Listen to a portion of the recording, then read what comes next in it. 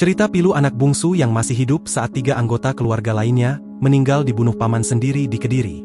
SPY, 11, adalah anak bungsu dari Agus Komarudin, 41, dan Kristina, 37, yang dibunuh sang paman, Yusa Cahyo Utomo, 35.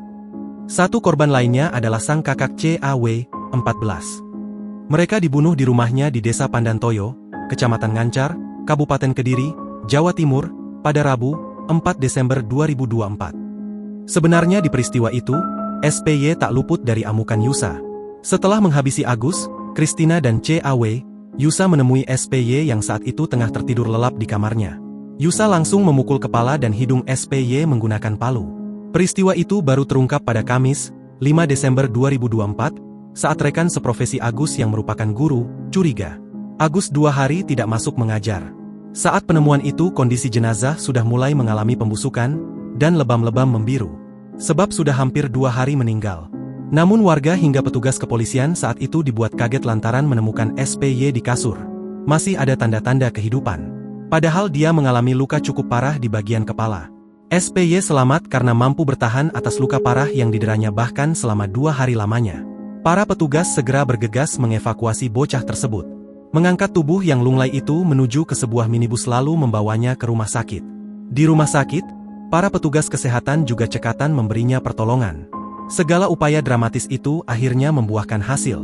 SPY telah melewati masa krisis dan kini masih dalam perawatan rumah sakit. Kini pelaku yang bernama Yusa itu sudah diamankan polisi. Dia mengaku motifnya sakit hati karena korban menolak memberikan pinjaman uang.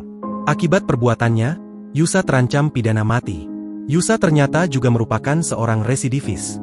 Kapolres Kediri AKBP Bimo Arianto mengungkapkan, Yusa sebelumnya pernah terlibat kasus penjamretan di wilayah Gurah.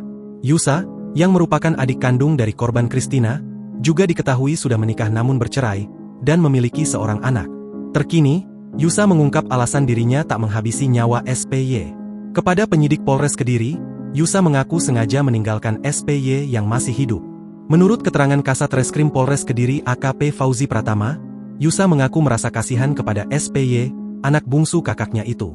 Dalam kronologinya, AKP Fauzi menuturkan setelah menghabisi Kristina dan Agus di dapur, Yusa mendapati kedua anak korban, CAW dan SPY yang terbangun karena mendengar keributan di bagian belakang rumah. CAW berlari ke ruang tengah, diikuti oleh SPY. Yusa lalu mengejar dan memukul CAW di bagian kepala sebanyak 2 kali, hingga tak bergerak lagi. Setelah itu, tersangka kemudian memukul SPY 1 kali di kepala, imbuhnya. Meski SPY terluka parah, dia masih bisa bergerak dan merangkak ke arah tempat tidur. Menurut pengakuan Yusa, ia memilih untuk tidak memukul SPY lagi lantaran kasihan. Download Tribun X sekarang, menghadirkan lokal menjadi Indonesia.